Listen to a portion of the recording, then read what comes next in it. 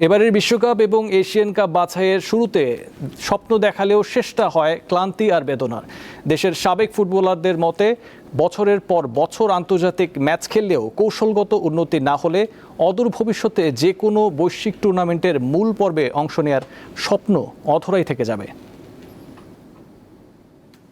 মালদ্বীপ বাধা টপকে 2026 ফুটবল বিশ্বকাপ এবং 2027 এশিয়ান কাপ বাছাইয়ে বাংলাদেশ প্রতিপক্ষ হিসেবে পায় ভারত, সিঙ্গাপুর এবং হংকংকে। হামজা, শমিত, ফাহমিদুলদের অন্তর্ভুক্তিতে শুরুটা ভালো হলেও সময়ের সাথে সাথে বৈশ্বিক আসরে খেলার স্বপ্ন ধুলোয় মিশে যায় বেঙ্গল টাইগার্সের। সি গ্রুপে 6 ম্যাচ খেলে মাত্র 5 পয়েন্ট পেয়ে দিকহারা দেশের ফুটবলাররা। ফুটবল কিন্তু হচ্ছে একটা team games rather than individual games, কিন্তু এর পাশাপাশি ইন্ডিভিজুয়াল ব্রিলিয়ান্সিও কখনো কখনো ম্যাচের ডিফারেন্সটা তৈরি করে। আমাদের এই যে আফসোস করা, হতাশ হওয়া, এগুলি চলতেই থাকবে।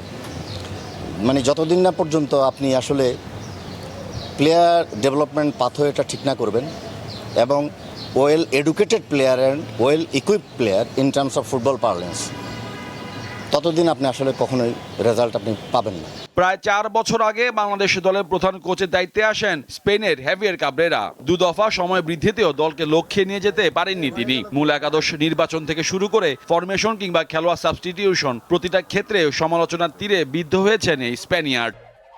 আগের মতোই clean. Berger easy clean fresh, দেয়ালে দাগ থাকবে না, রাখবে সুরভিত।